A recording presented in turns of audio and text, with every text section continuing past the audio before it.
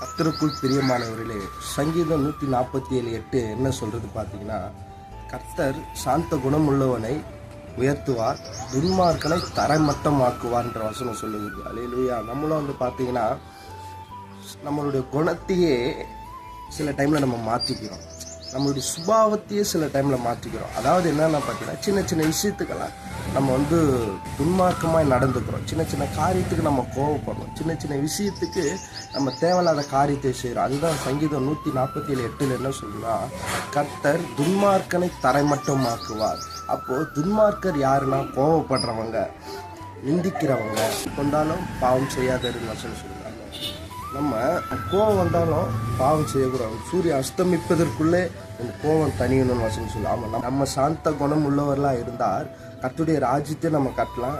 கர்த்தர் நமக்காக இரக்கம் செஞ்சு அவர் நம்ம உயர்த்தவும் வல்லவராக இருக்கிறார். இந்த வார்த்தையை கொண்டு கர்த்தர் ஆசீர்வதிப்பார்.